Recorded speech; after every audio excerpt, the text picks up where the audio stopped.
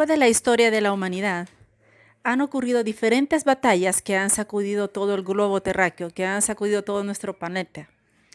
Una de esas batallas de las que nosotros podemos hablar que ha librado la humanidad, podríamos hablar de la Primera Guerra Mundial, que sucedió allá por los años de 1914 hasta 1918, donde cobró la vida de más de 10 millones de personas. Seguidamente, en la Segunda Guerra Mundial, fueron aproximadamente 60 millones de personas las que fueron víctimas de esta guerra. Y mucho más antes de estas guerras se libraron otro tipo de batallas, por ejemplo en las guerras napoleónicas, allá por los años de 1800, ¿verdad? Que fueron aproximadamente 7 millones de personas las que murieron. Luego en el año de 1917 podríamos hablar de la guerra civil en Rusia, que cobró la vida de 9 millones de personas.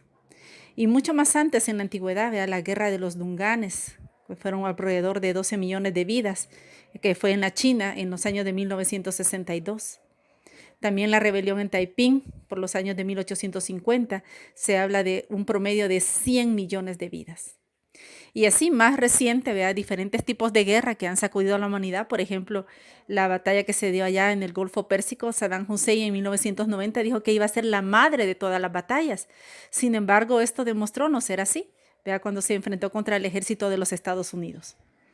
¿Verdad? Vemos diferentes tipos de batallas, ¿verdad? Que están todas originadas en la maldad, en una vida de pecado y una vida de maldad. Otros pueden señalar que la guerra más atroz corresponde a la Primera Guerra Mundial o a la Segunda, ¿verdad? Podrían hablar de diferentes tipos de guerra que han sacudido a la humanidad y que ha dañado tanto, no solamente destruyendo vidas, sino que también trayendo consecuencias con todo esto. Así también nosotros debemos saber que todas estas guerras que han sacudido a la humanidad tienen un origen en la maldad. Tienen un origen en el pecado que llevó a tener ansias de poder, que llevó a tener ansias de riquezas y que eso se originó desde el mal, desde una guerra de maldad y de espiritual, que como hablamos en nuestra primera clase del origen del mal, eso tuvo que ver allá en la esfera de lo espiritual, ¿verdad? En el ambiente celeste, ¿verdad? Donde se originó esta guerra espiritual. Entre las dos únicas fuerzas opuestas que existen es la guerra entre Dios y Satanás, o sea, entre el bien y el mal. Por eso decimos que es una batalla de orden espiritual, ¿verdad? Pero que nosotros como iglesia también debemos saber que a la luz de la palabra, el Señor nos ha dotado de armas poderosas para fortalecernos en Él y en su palabra y poder librar estas batallas que son de índole espiritual, proveyéndonos armas espirituales para que nosotros estemos fortalecidos con estas armas. Dice la palabra de Dios en el Salmo 18:39, dice, pues me ceñiste de fuerzas para la pelea. Has humillado a mis enemigos debajo de mí. Es el Señor quien nos ha dotado de esa fuerza. Dice allá Pablo en Efesios 6:10, dice, fortaleceos en el Señor y en el poder de su fuerza. Es Él quien adiestra mis manos para la batalla y mis dedos para la guerra. Es Él quien me capacita, es Él quien me prepara. Pero para poder estar preparado, necesito estar en lo secreto con Él. Necesito estar en intimidad con Él en la oración y con la palabra para ser adiestrado por Él, porque Él me ha puesto por cabeza, dice su palabra, y no por cola, para que nosotros libremos estas batallas y saber que toda esta maldad que sacude a la humanidad y cada batalla que usted y yo libremos, nosotros tenemos victoria en Cristo Jesús, porque Él es más que vencedor. Y en Él somos más que vencedores. Y en Él está nuestra victoria. Y Él nos habla y Él nos dice que Él es quien nos ciñe de poder y quien hace perfecto nuestro camino cuando nosotros buscamos de Él y cuando nosotros permanecemos en Él. También nosotros debemos saber, y esto nos alienta para que nosotros sepamos que Él ha dotado a su iglesia con todo esto, que Él nos ha fortalecido con todo esto. Ahora la pregunta es esta. ¿Sé yo cómo usar estas armas que Él me ha dotado? ¿Estoy siendo yo victorioso en las batallas que Dios ha permitido que mi alma libre para que crezca mi fe? Él me ha dotado de la fuerza, Él me ha dado de su poder, porque Él mismo dice que debemos fortalecernos en su poder, que debemos estar unidos a Él para que esa fe crezca, porque sabemos que Él nos ha puesto por cabeza y no por cola, y porque el enemigo Él lo ha puesto bajo nuestros pies, y porque Él está ahí en control, y porque Él está acompañándonos, y porque Él ya venció. Su victoria es nuestra victoria, y Él ha dotado a su iglesia, Él ha empoderado para que seamos victoriosos en Cristo Jesús, para que nosotros sepamos que no estamos solos, y que aunque la humanidad ha sido sacudida por muchas batallas, que han sido sustentadas en la maldad y en el pecado, en ansias de poder y de riqueza, así también esas batallas que cada cristiano libra, el Señor ya venció y Él ya proveyó a su iglesia y la ha empoderado para que sea victoriosa en Él, no fuera de Él, sino en Él. Y voy a desarrollar esas armas espirituales permaneciendo en Él y en comunión para aprender a usar esas armas y aprender a librar una batalla espiritual en victoria con Cristo Jesús. Porque si no sé usar las armas, me voy a encontrar debilitada, me voy a encontrar como un soldado revestido, pero con un arma espiritual, una armadura de Dios debilitada. Y eso debemos fortalecerlo en el poder del Señor y en su fuerza. Debemos fortalecerla en la intimidad y en lo secreto, para que nosotros estemos listos y preparados, como dice su palabra, Él adiestra mis manos. Él es quien prepara ese soldado de Cristo para librar esas batallas y ser más que vencedor en Él. ¿Qué más nosotros podemos aprender acerca de la batalla más enorme que jamás se haya conocido, que es la que estamos hablando, que es de índole espiritual y que no es las batallas que nosotros podemos aprender a lo largo de la historia de la humanidad, como las diferentes guerras que han sacudido las naciones como hablamos, sino que es una batalla de índole espiritual que la iglesia está librando hasta nuestros días? Todo comenzó desde que Dios creó al ser humano, que es la obra maestra de Dios, ¿verdad? Es la corona de la creación. ¿Por qué decimos la obra maestra de Dios? Porque fuimos creados a imagen y semejanza de Dios.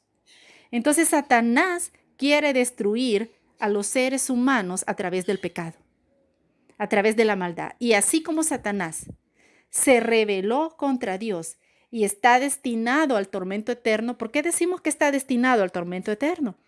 Eso lo encontramos nosotros en la palabra, donde ya hay una declaración de un juicio en contra de él. Dice en Apocalipsis 19:10, dice, y el diablo que los engañaba fue lanzado en el lago de fuego y azufre, donde estaban la bestia y el falso profeta, y serán atormentados día y noche por los siglos de los siglos. Aquí encontramos ya una declaración de juicio en contra de Satanás, en contra del diablo, en contra de la bestia, ¿verdad? O sea, el anticristo, ¿verdad? Y ese falso profeta. Ya hay un juicio decretado para él, ¿verdad? Que es precisamente ahí en el lago de fuego, como dice la palabra de Dios. Y entonces, él sabe, ¿verdad? Que está destinado a ese tormento eterno, pero de igual manera, él busca que el hombre se rebele contra Dios. Así como él se rebeló, él quiere que el hombre también se rebele. ¿Por qué? Porque él se opone. Porque él se levanta, dice la palabra, contra todo lo que se llama Dios. Se opone totalmente a Dios porque es el enemigo de Dios. Y esa es la batalla más grande que se está librando en el ámbito espiritual. ¿Y de qué forma nosotros podemos ver que el enemigo se mueve en la humanidad y que está librando esa batalla? Lo podemos nosotros ejemplificar de una manera muy sencilla.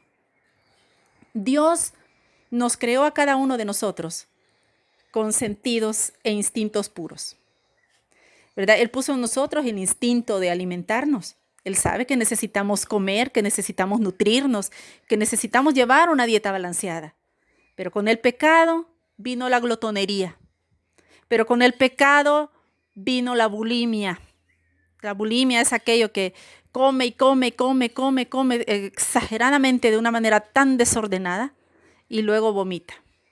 Esa es la bulimia. Se provocan vómito para expulsar todo aquello y seguir comiendo. Imagínense qué horror. Eso es como una degeneración de todo ese instinto precioso y puro que Dios ha puesto en nosotros para que nosotros cuidemos de nuestros cuerpos.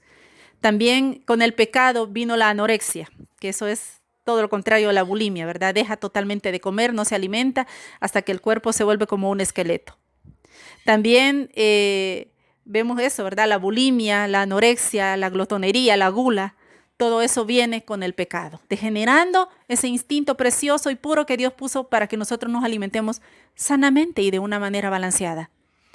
Otro instinto puro que el Señor puso en nosotros es una sexualidad, relaciones sexuales solamente permisibles en el matrimonio. Dios santificó las relaciones sexuales solamente para el matrimonio. ¿Qué trajo el pecado? El pecado trajo la fornicación, el pecado trajo las uniones libres, ¿verdad? Los amigos con derecho que dicen el pecado trajo el lesbianismo, la homosexualidad, el pecado trajo la prostitución, el pecado trajo la necrofilia, que es cuando tienen relaciones con cadáveres, el pecado trajo la zoofilia, que es cuando tienen relaciones sexuales con animales, el pecado trajo la poligamia también, y así podemos hablar de muchas cosas, ¿verdad? Que han degenerado lo que Dios puso puro, santo en el hombre. También podríamos hablar acerca de que en Dios está toda verdad y el enemigo muestra la mentira, porque es padre de mentira, dice la palabra de Dios. También la Biblia nos muestra que Dios es amor y nos manda a movernos en el amor, y Satanás se opone con odio. Que Dios nos llama a la obediencia y que seamos dóciles, que seamos mansos a Él, y Satanás mueve a rebeldía y a desobediencia. Que Dios nos habla palabras de vida abundante, de vida eterna, y que Satanás pone muerte, que el pecado trae muerte, que la paga del pecado es muerte. Que el Señor nos habla de abundancia, de bendición, y el enemigo viene y roba. Que el Señor habla de construir, que seamos edificadores, el enemigo destruye. El Señor nos habla a movernos en perdón, a movernos en misericordia. Incluso en la oración del Padre Nuestro que Él enseña, Él nos dice: Padre, perdónanos, así como nosotros perdonamos a los que nos ofenden. Y nos llama también a que nosotros practiquemos el perdón y la misericordia. ¿Y a qué lleva el enemigo? El enemigo lleva al rencor, a las raíces de amargura, al resentimiento. El Señor nos lleva a que cultivemos una vida de oración y una relación con Dios por medio de la obra de Cristo. El enemigo presenta el materialismo, los placeres y el mundo, que jamás, ninguna cosa material, ni un auto nuevo, una casa nueva, ni nada en este mundo puede llenar y sustentar nuestra alma y nuestro corazón más que solo nuestro Creador, más que solo nuestro Padre. La misma palabra dice: ¿de qué le sirve al hombre ganar el mundo si pierde su alma? Nada de lo que hay en este mundo puede sustentarnos como la presencia de Dios lo hace en nuestra vida. Dice allá el salmista, en el Salmo 19, dice: bendeciré a Jehová quien me aconseja, y aún en las noches enseña mi conciencia. Es Él quien habla mi conciencia. Es Él quien sustenta mi ser interior, y que aún en mi descanso dice: yo me acosté y dormí porque Él me sustenta, porque Jehová me sustentaba. Él es quien sustenta, Él es quien sacia mi necesidad interior y me llena con la plenitud de su presencia. Solo Él quien me aconseja por medio de su palabra. Solo Él que habla en lo secreto a mi conciencia. Solo Él trae su presencia, su paz y su amor a mi corazón. Solo Él. ¿Qué más podemos decir de esas caras engañosas que el enemigo presenta? Esto lo podemos ejemplificar como, por ejemplo, una ocasión vi yo una imagen de un ratoncito que veía una porción de queso. El ratoncito estaba tan exhortado, tan cautivado por ese pedazo de queso que él se lo quería comer, ¿verdad? Y se olvidó de prestar atención en dónde se encontraba ubicado ese pedazo de queso. Y ese pedacito de queso estaba ubicado en una trampa, de modo que él, al morder, iba a morir. Y eso fue lo que sucedió con el pecado. El Señor dijo: el día que de él comieres, ciertamente morirás. Y la misma palabra dice que la paga del pecado es muerte. Hermanos amados, debemos prestar atención al ambiente que rodea la tentación, para que no nos dejemos llevar por la cara que el enemigo muestra, porque él solo muestra una cara, y debemos prestar atención a todo el ambiente para no ser engañados, porque acordémonos que es padre de mentira. ¿Qué fue lo que sucedió allá en el Edén? ¿Y cómo fue que se dio culminado ese pecado? Dice allá en Génesis capítulo 3, versículo 6, dice: y vio la mujer que el árbol era bueno para comer y que era agradable, dice la palabra, a los ojos, y árbol codiciable para alcanzar la sabiduría, y tomó de su fruto y comió. Y dio también a su marido, el cual comió así como ella.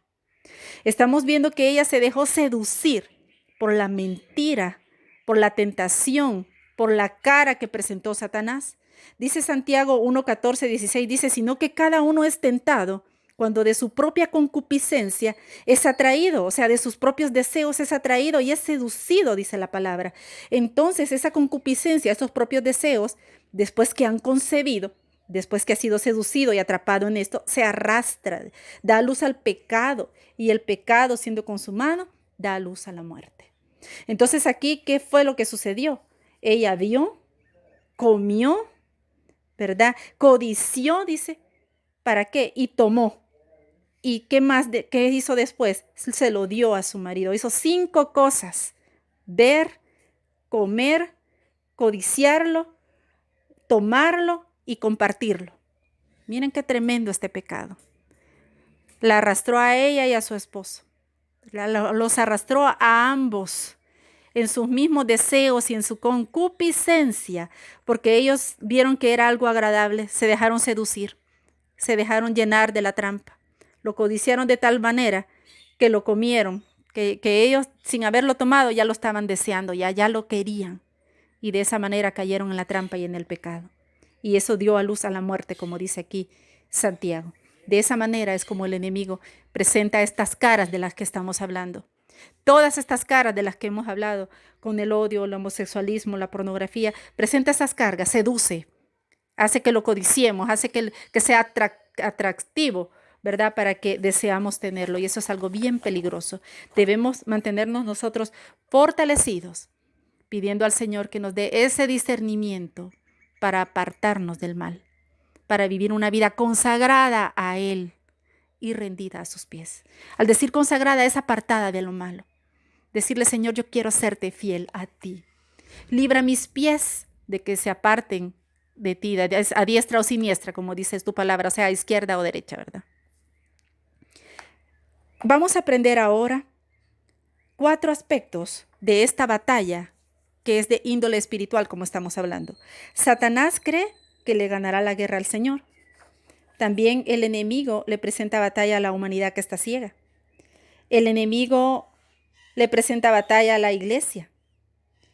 El enemigo le presenta batalla a Israel, al pueblo de Dios.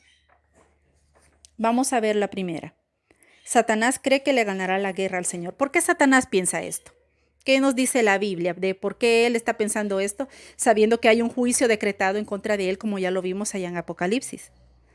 Debemos saber que él es primero un fiero oponente, ¿verdad? No debemos ignorar esto. Pero también debemos también debemos saber de que Dios nos ha dotado de esas armas espirituales y que Él nos fortalece permaneciendo en Él para ser más que vencedores en Cristo.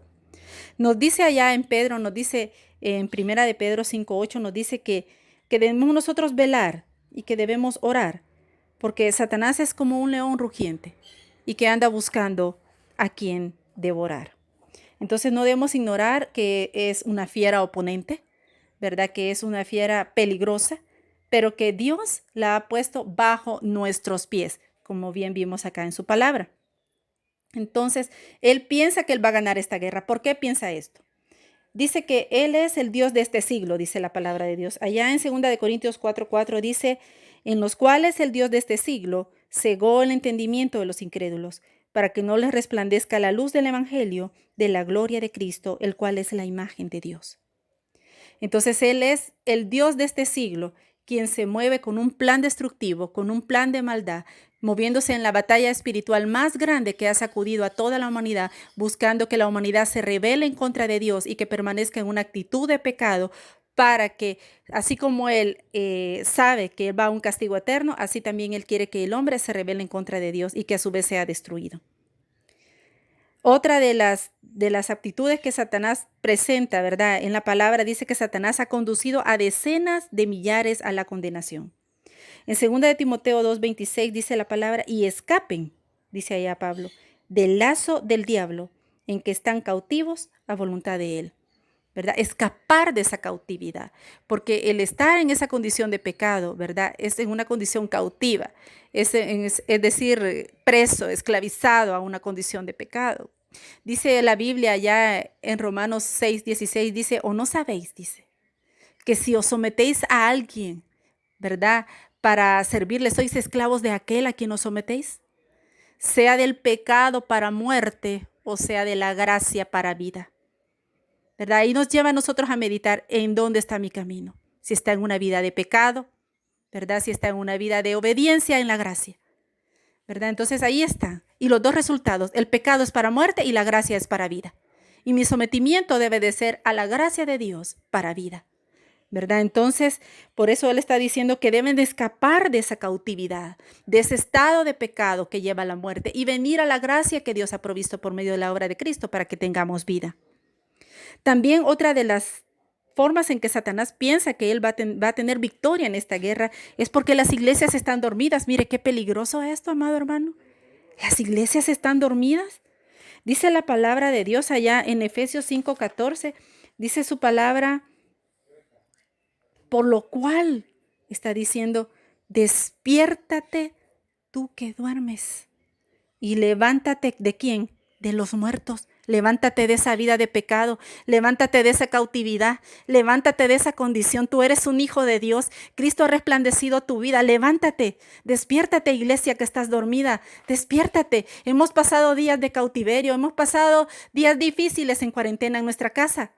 Que esto sea un retiro para que estemos buscando más el rostro de Dios, para que estemos buscando más de su presencia en oración y con la palabra y que esta iglesia sea avivada en Él nuevamente, que se encienda el fuego de su amor, que se encienda el fuego del Espíritu Santo, que venga una iglesia avivada que esté buscando de su verdad y de su justicia. Allá el Señor llamó al profeta Jeremías en el capítulo 5 y versículo 1, dice, recorred las calles de Jerusalén y mirad ahora e informaos, dice el Señor.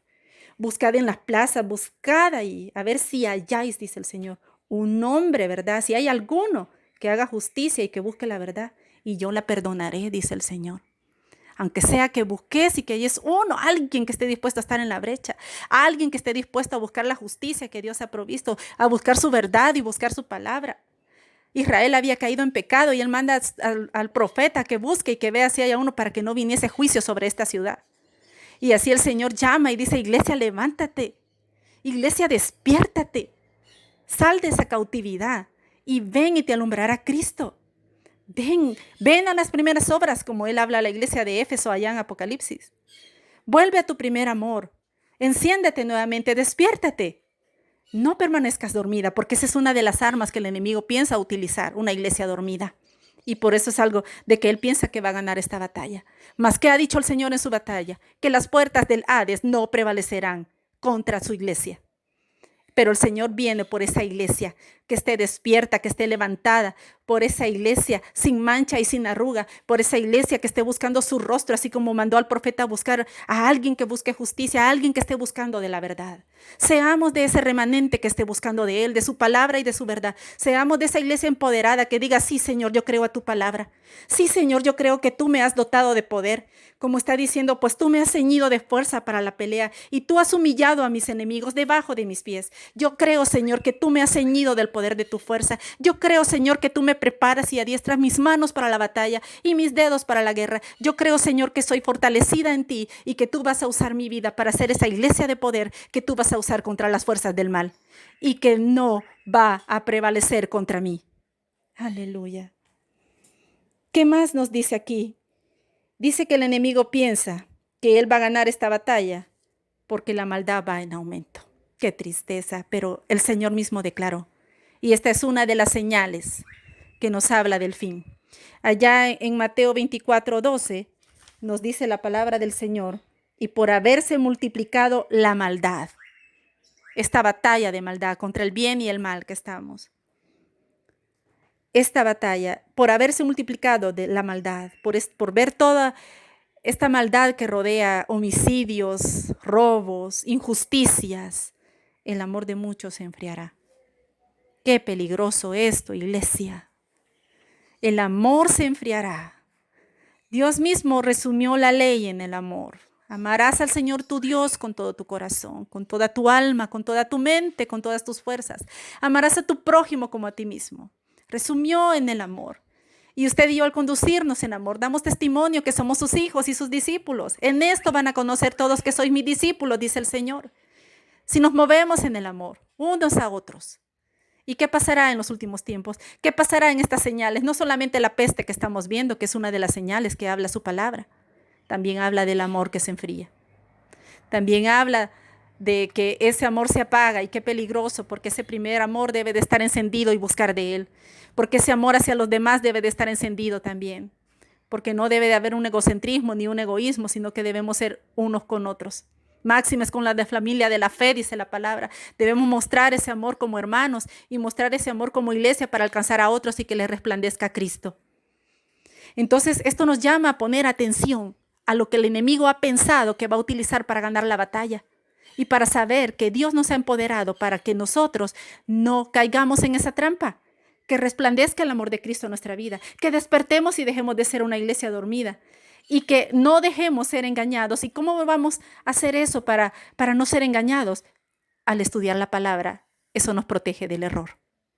Cuando usted y yo escudriñamos las palabras que nos da testimonio acerca de Cristo, eso nos protege del error y del engaño de Satanás. Y saber que Satanás es el Dios de este siglo, ¿verdad? Pero que él ya tiene un destino, él ya tiene un juicio decretado en su palabra y que nosotros no somos de este siglo. Dice allá en Romanos 12, Dios, no os conforméis a este siglo, no os conforméis a esto. Nosotros somos peregrinos, somos apartados, no andamos conforme al mundo, debemos ser consagrados para Él. Y en todo esto nosotros sabemos que lo que Satanás ha pensado para ganar esa batalla, eso es mentira, porque tenemos el respaldo de Dios para saber que Él nos ha empoderado para poder ser vencedores. Y que todo esto que Él ha visto y ha pensado acá, se puede dar en cierta medida, pero que Dios viene por un remanente sin mancha y sin arruga. Y de usted y yo depende el que nosotros formemos parte de ese remanente para rendir esa batalla. ¿Qué más podemos hablar? Otro de los propósitos que el enemigo busca es recibir adoración. ¿Verdad? Cuando Jesús fue tentado allá en el desierto, una de las tentaciones que el enemigo le presentó fue esta, que se le rindiera culto. Él le dijo, todo esto que ves, te lo daré, le dijo el enemigo, porque a mí se me fue dado, si postrado me adorares. Miren qué declaración tan peligrosa y lo que estaba demandando de nuestro Señor, pidiéndole que se le rindiera culto y adoración.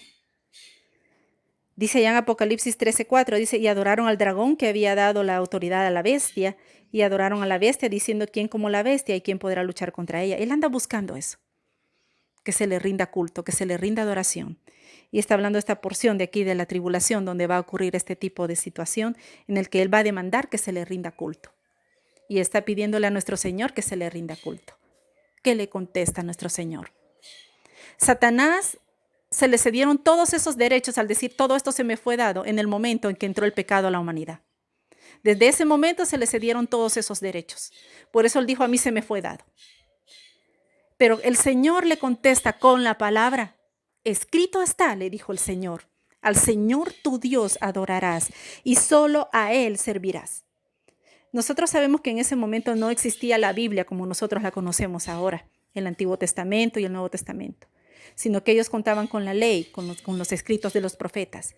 Y el Señor está echando mano de esta escritura para vencer la tentación que el enemigo le presenta.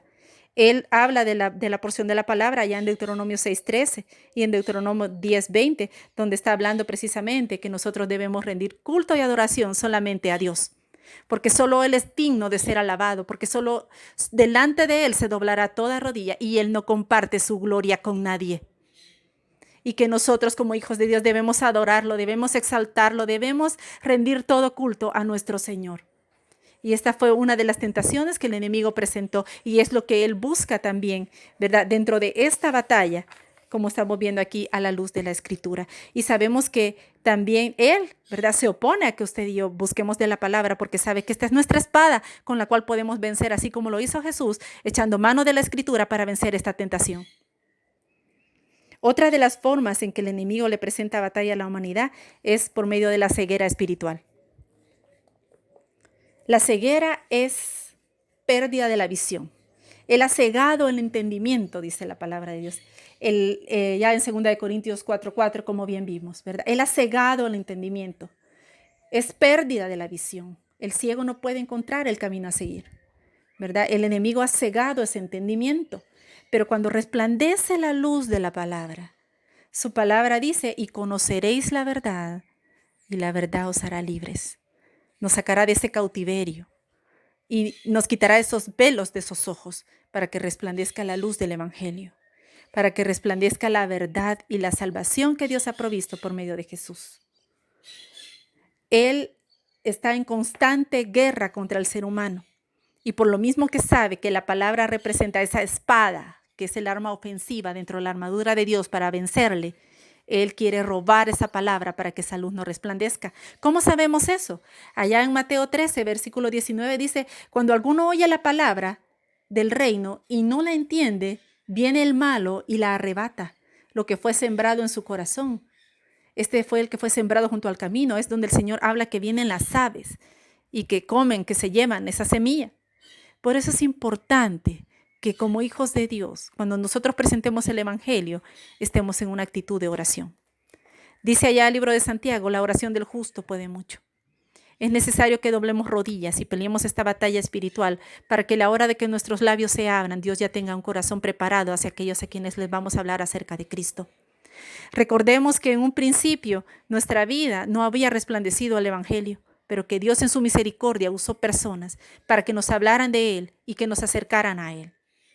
Y que Dios es poderoso, porque la luz prevalece a las tinieblas, dice su palabra, y que es Él quien puede preparar ese corazón para traerlo a los pies de Cristo, para que esta vida sea alcanzada, para que esta vida sea perdonada y para que esta persona tenga vida eterna. También el enemigo le presenta batalla a la iglesia. Le presenta batalla a la iglesia. Pero como nosotros sabemos, la palabra nos dice que las puertas del Hades no prevalecen a ella. Y que el Señor está en constante batalla contra Amalek, como nos dice la Escritura. Allá en Éxodo 17:16 dice, estaré en guerra contra Amalek. En ese momento, el pueblo de Israel libró esa batalla recién que salía de la esclavitud de Egipto, que Egipto está representando el pecado. Y viene Amalek, que viene de estas tierras vecinas. Amalek es uno de los descendientes de Esaú, ¿verdad? Y empieza a atacar al pueblo de Israel. Moisés empieza a clamar a Dios. Sus brazos desfallecían, dice la Escritura, y fueron levantados por Ur, por Josué, para mantenerlos alzados al cielo y que Israel prevaleciera y ganara esta batalla.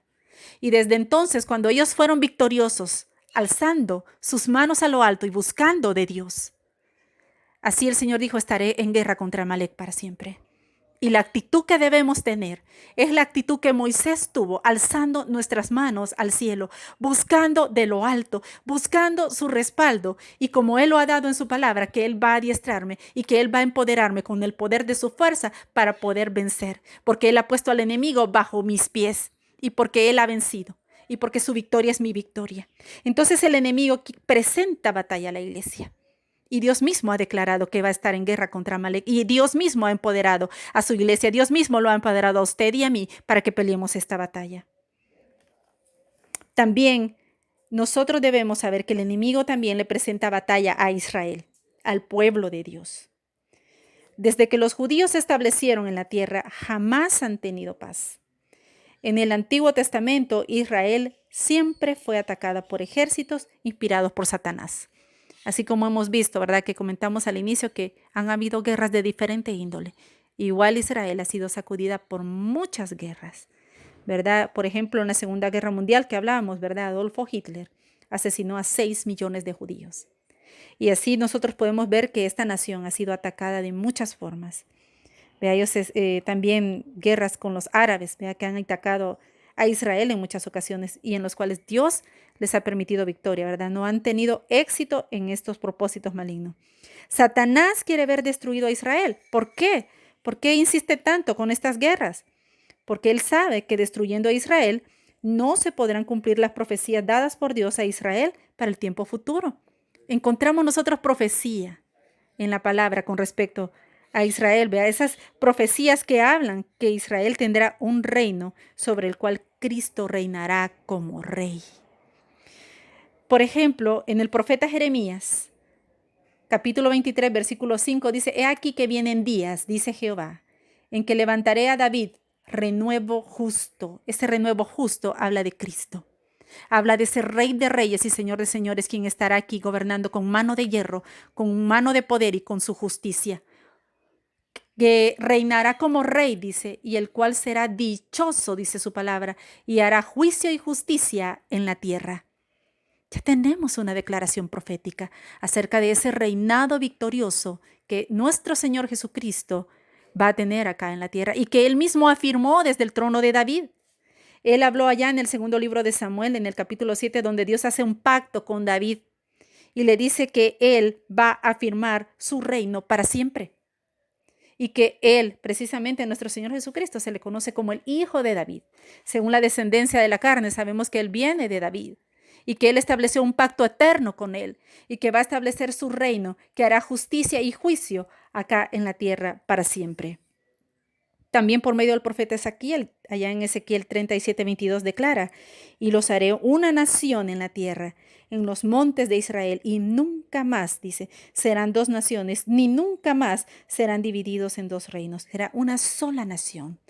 Y nuestro rey gobernando con mano poderosa, con mano de justicia, con mano de poder. Ante todo esto que hemos reflexionado, sabiendo el conocimiento de toda esta batalla, de todo el origen de todas estas batallas que se han sustentado en ansias de poder, en ansias de riqueza, sustentadas por la maldad del enemigo que ha librado a través de la historia y en los cuales se ha manifestado con un plan perverso de rebelión contra la humanidad para que se oponga contra Dios.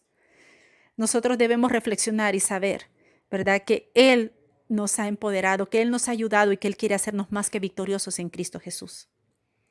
Debemos venir delante del Señor y decir: Señor, aquí está mi vida, para hacer esa iglesia, para ser ese hijo de Dios empoderado y fortalecido por ti. Señor, yo sé que a la luz de tu palabra, como hemos aprendido, tú has declarado que Satanás ha venido para matar, para hurtar, para destruir, que ha venido para presentar guerra a la iglesia, Señor.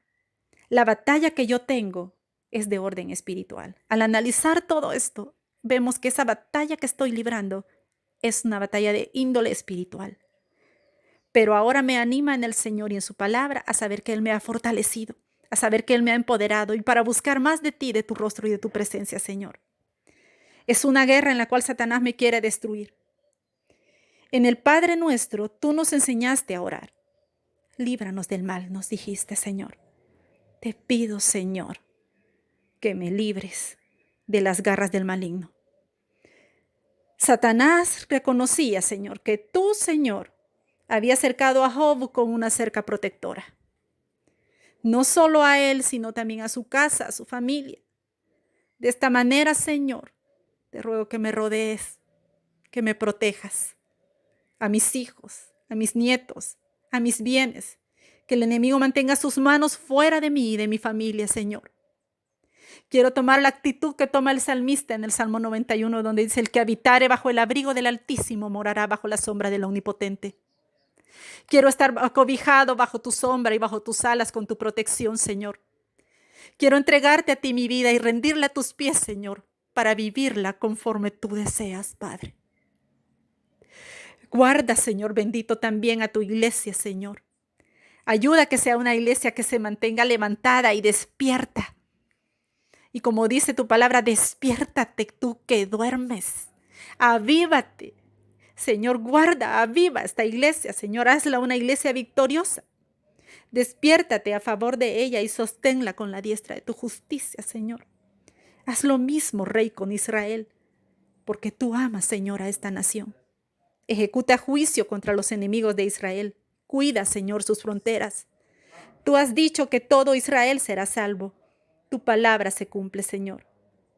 Finalmente, Rey, te pido, Señor, que me des ojos para ver y que sanes toda ceguera espiritual de mis ojos, Señor. Quita todo tapón de oídos, circuncida mi corazón, Señor, y todos los sentidos, Padre, ábrelos hacia ti. Dame un corazón dócil a ti, Señor. No quiero ser víctima de ceguera espiritual. Abre mis ojos, abre mis oídos para escucharte y ayúdame a apreciar el valor de la oración, del ayuno, de la santidad, de la obediencia, del temor a Jehová, del arrepentimiento y del servicio sincero a ti, y de buscarte humildemente y leer tu palabra, llenarme de ella, Señor. Todo esto, Padre, te lo pido en el nombre poderoso de tu Hijo amado Jesús, Padre. Amén y amén. Que el Señor te bendiga.